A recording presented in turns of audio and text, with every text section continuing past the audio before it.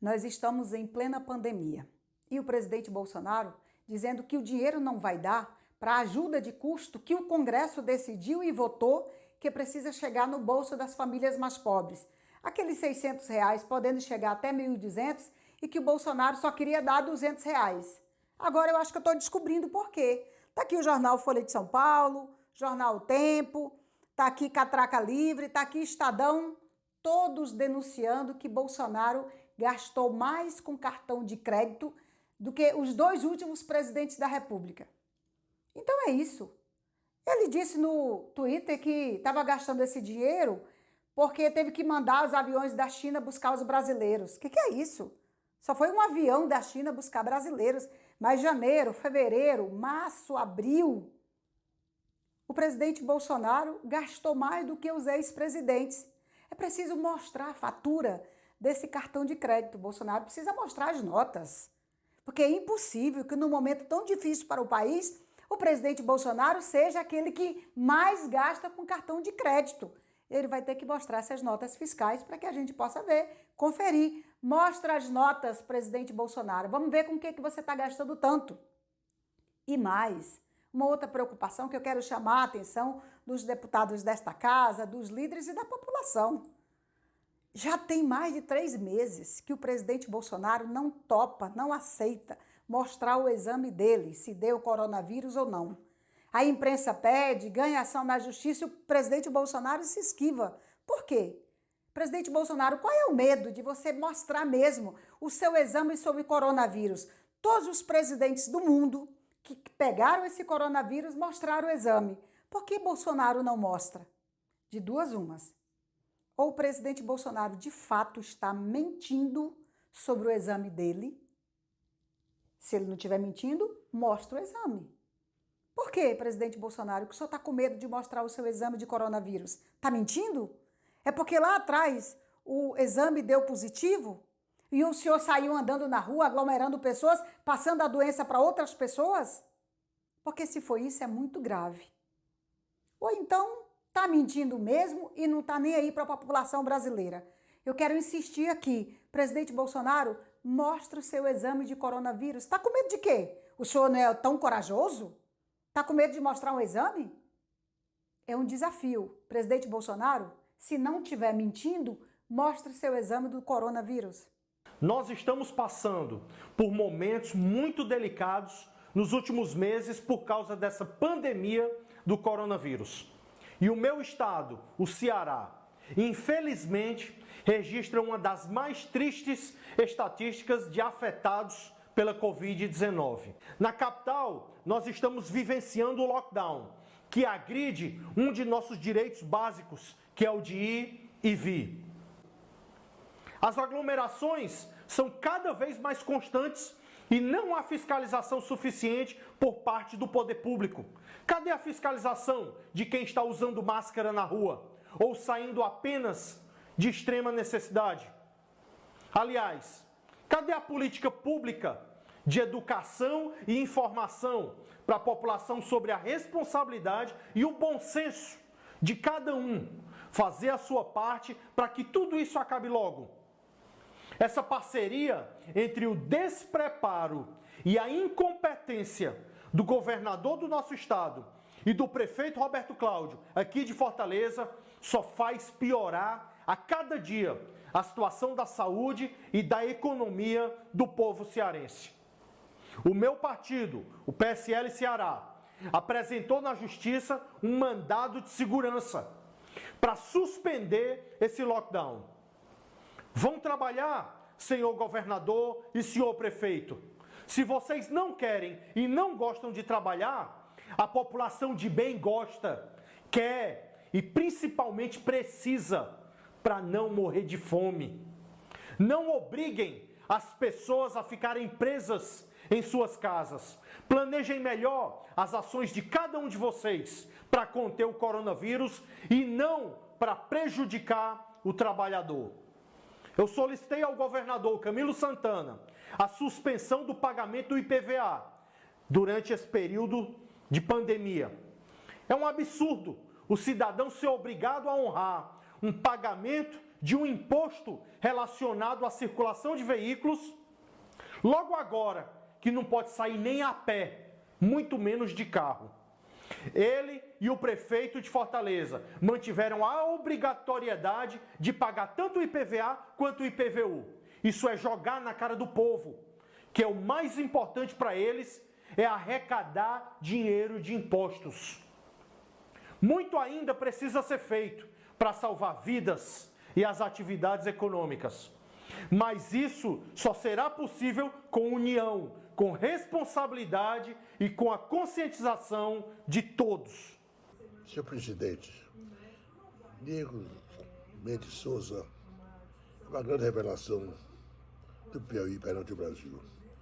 Contacta com todos os escritores brasileiros e desde jovem apaixonou-se pela literatura, pela poesia sobretudo. Enfim, é sensível à cultura do seu sentido sociológico mais amplo. É um cronista literário, é um analista literário, é um poeta, é um amante da boa música, da boa pintura. Eu recordo foi através da sua coluna diária que ele faz no WhatsApp, que é sobre a notícia da morte de um homem que foi autor de 2 canções, La Chanson Française, que foi a minha geração, vibrou a minha geração, que foi Aline e Neymar Ornet e Cristóvão. Quer dizer, está atento a tudo, sensível a tudo que envolva a cultura. E autor de um livro, de vários livros de poesia, entre eles Fanais dos Verdes Luzeiros. Foi eleito membro da Academia Parnaibana de Letras e instituiu à altura esse grande homem brasileiro que se chama João Paulo Reis Veloso. E desde garoto, como o João Paulo, Diego era apaixonado pelo saber. Da saudação que eu fiz da Academia Parnaibana de Letras, onde assumiu em janeiro, Cajumar já dizia que desde garoto ele tinha sido homem da cultura. Vivencia a cultura desde a sua juventude, desde a sua adolescência. E hoje é um homem antenado com todas as correntes literárias do país, com todos os escritores do país, inclusive com o nosso querido Alvo Pacheco, que se encontra bastante adiantado nesse momento. Eu não posso estar aqui, senhor presidente, para prestar homenagem a esse grande piauiense, que deve estar lá na Academia Piauí de Letra, porque eu tenho certeza que ele vai se destacar do Senado Nacional pela potencialidade do seu saber, seu talento. E João Paulo Reis Veloso foi bem instituído. Um homem ético, sobretudo, como é Diego Mendes Souza. Um homem honesto na sua vivência cultural e, sobretudo, pela a sua vida dedicada ao estudo, ao saber, como instrumentos essenciais para a ascensão social e para uma vida à altura, realmente, do que se possa imaginar ao destino humano. Senhor presidente, Diego Mendes Souza, é um orgulho da Parnaíba, mas é um orgulho do Piauí. E tenho certeza que ele se imporá no cenário, em breve, do cenário nacional. Muito obrigado, senhor presidente. Senhor presidente, colegas parlamentares, telespectadores da TV Câmara, eu deixo aqui os parabéns a toda a enfermagem do Brasil e da Paraíba pela passagem do Dia Internacional do Enfermeiro, comemorado no dia 12 de maio. Toda a enfermagem merece nosso respeito, admiração e reconhecimento pelo trabalho que desenvolve, principalmente agora com a pandemia do coronavírus.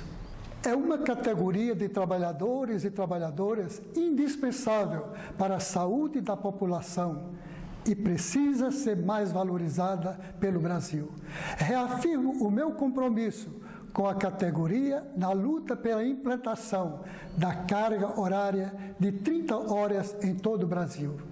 Nosso mandato realizou audiência pública no ano passado, onde debatemos o projeto de lei 2295 de 2000, que estabelece a jornada de trabalho de 30 horas para a enfermagem.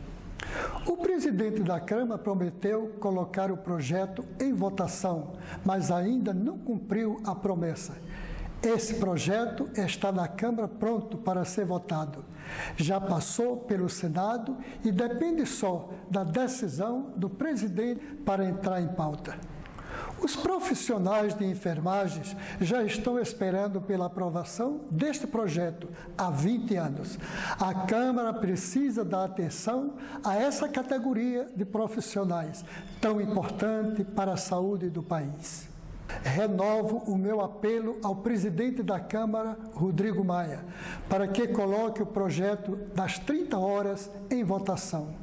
Tenho certeza de que esse é o momento mais adequado para a Câmara fazer uma ação de reconhecimento ao trabalho da enfermagem. Não basta só dizer que a enfermagem é formada por heróis e heroínas. Temos a obrigação de reconhecer este trabalho com ação. Vamos votar e aprovar as 30 horas para a enfermagem. Peço que este nosso pronunciamento seja divulgado na Voz do Brasil e nos meios de comunicação da Câmara. Senhor presidente, senhoras e senhores parlamentares, o Brasil está vivendo uma tempestade perfeita.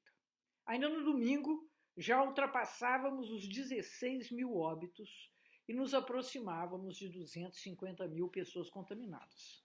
Números que certamente estão subestimados, porque, infelizmente, a quantidade de testes realizada no país é muito baixa. Haja vista a situação do meu estado de Minas Gerais. Não fora a crise tão grave, nós ainda a estamos enfrentando da pior maneira possível. Eis que o Ministério da Saúde está acéfalo, perdeu os seus 2 ministros e hoje é uma nau sem rumo. Além disso, o presidente da República hostiliza abertamente a Organização Mundial de Saúde, prejudicando as chances de o Brasil vir a receber remédios ou vacinas que venham a ser desenvolvidos por esse organismo internacional. A economia está em absoluta estagnação e queda. Os indicadores econômicos são horríveis. Tudo cai, exceto o dólar. E nesse momento, em que não apenas as empresas correm o risco de quebrar, mas as pessoas estão sofrendo amargamente por falta de trabalho, por falta de renda, por falta de tudo, elas não recebem o que deveriam. A solidariedade do governo federal em oferecer e encaminhar soluções que diminuíssem o seu sofrimento. A par de tudo isso, a crise política come solta. Nesse momento, o empresário Paulo Marinho, suplente do senador Flávio Bolsonaro, e que foi um dos baluartes da campanha presidencial de Jair Bolsonaro, vem a público dizer que antes da eleição de 2018, vazou o comprometimento do Queiroz, da rachadinha, dos problemas do gabinete do então deputado Flávio Bolsonaro, e que isso não foi divulgado, e pelo contrário, foi amortecido para que não houvesse nenhum efeito sobre a eleição presidencial. Portanto, confirmando o que nós da oposição vimos há muito tempo dizendo, que a eleição presidencial foi uma fraude. Aguarda-se do Supremo Tribunal Federal as providências as mais rápidas para elucidar essa situação insuportável. E nós aqui na Câmara, presidente Rodrigo Maia, coloque para votar um dos requerimentos de impeachment, porque não dá mais para suportar. Fora Bolsonaro. A regularização fundiária de terras da União Brasileira é uma necessidade. Terras ocupadas irregularmente por pequenos produtores até 2008 e já consolidadas precisam ser regularizadas para alcançar aos quase 200 mil pequenos produtores que se encontram nessa condição e dar a eles o acesso a todas as vantagens legais que permitirão a continuação de sua tranquilidade e seguirem arando seus alqueires e produzindo muito daquilo que as grandes cidades consomem. Além do que, como no caso do meu estado do Amazonas, é preciso que eles sigam fincados ao longo dos altos rios amazônicos, vigiando nossa monumental floresta. Se ouve muito bem o deputado Zé Silva, de Solidariedade de Minas Gerais, que na sua atuação como relator da medida provisória que tratava do assunto, refez quase todo o texto, depois de ouvir os mais variados segmentos envolvidos nesta sensível questão. Importante destacar que o projeto, agora sob a relatoria do deputado Marcelo Ramos, do Amazonas, apresenta muitas travas de altíssima transparência e segurança. É muito importante frisar que o projeto de autoria do deputado Zé Silva visa beneficiar exclusivamente os pequenos produtores do Brasil e espera-se, portanto, a sua aprovação na Câmara dos Deputados. Diversas atividades econômicas sofreram forte impacto durante essa pandemia do coronavírus.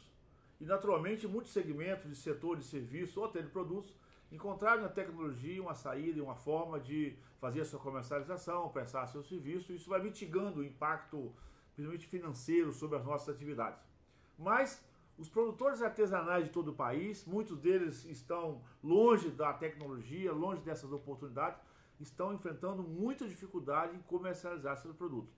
Porque parte deles, ou grande parte deles, eram comercializados em pequenos mercados, em feiras, ou muitas vezes em regiões de agroturismo, como no Espírito Santo, os turistas visitam as propriedades.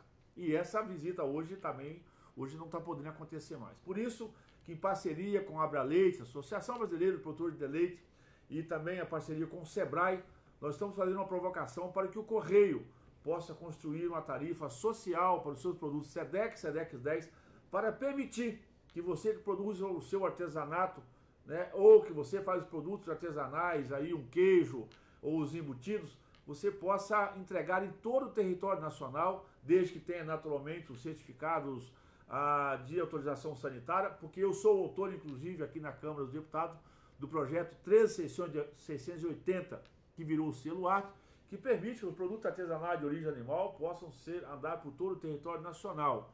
Então, dessa parceria que nós estamos provocando junto à Abraleite e ao Sebrae, nós temos a esperança que o Correio possa, então, construir essa tarifa social, nós estamos chamando assim, e permitir que os produtores artesanais de todo o país possam despachar as suas mercadorias. Para eles, extremamente importante, a maioria deles tem na comercialização a sua única fonte de renda. E, naturalmente, também poder contribuir aí para agradar os consumidores. Afinal de contas, um produto artesanal é algo que nós não abrimos mão na nossa casa. Uma linguiça, um socol, um embutido de carne, um mel, ou um queijo, ou talvez um artesanato para embelezar a sua mesa e o seu escritório. Portanto, um trabalho árduo e duro nosso aqui durante a pandemia para que possamos criar esse ambiente de campo de oportunidade para os produtores artesanais e também, naturalmente, para os consumidores. Nessa semana vamos votar o projeto 1562, que torna obrigatório o uso de máscara por todo cidadão que está numa área pública. Não é que nós sejamos contra o uso de máscara, muito pelo contrário, entendemos que é extremamente importante o uso de máscara para dar a liberdade para as pessoas poderem ir e vir. É a liberdade garantida do brasileiro poder se movimentar, mas de forma protegida e protegendo o próximo. Agora, o que nós não concordamos é que seja uma lei federal, que a União defina isso para todo o país, como se todo o país tivesse exatamente as mesmas condições. Primeiro, quem tem que definir isso é o prefeito, é ele que sabe as condições da sua cidade. Segundo, não é possível que a gente só possa ensinar o brasileiro, obrigando ele à base de multas e à base de prisão, à base da força física. Isso é tratar o brasileiro como um incapaz, como um animal que só pode aprender à base da punição. O que nós precisamos é de programas de conscientização, de educação, de mostrar que é muito importante que as pessoas cuidem de si e cuidem do próximo. Tratar o brasileiro como maduro, como capaz, como alguém que não precisa ser ameaçado para poder fazer alguma coisa correta. Essa cultura da ameaça é um autoritarismo. Esse projeto de lei, se for aprovado, vai ser uma grande força para se dar aos agentes de segurança, legitimando violência e abuso, muitas vezes, tirando recursos já difíceis daqueles que estão perdendo emprego. R$600 de multa porque alguém não está usando máscara? Isto é um abuso, é um autoritarismo, isso é inaceitável.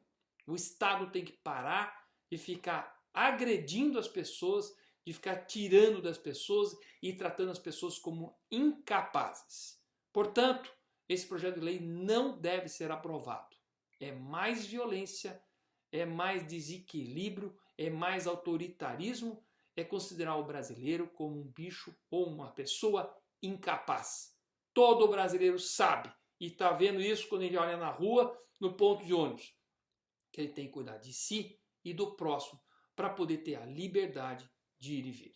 Presidente, caros colegas parlamentares, na semana passada o Brasil viu uma grande mobilização da sociedade, conseguindo uma vitória significativa para a preservação do meio ambiente, em defesa dos agricultores e de populações tradicionais, impedindo a votação da MP 910, a MP do desmatamento e da grilagem de terras. Prova inequívoca que a população quer e pode interferir no parlamento e nos ajudar a decidir os grandes temas de acordo com os interesses maiores do povo brasileiro.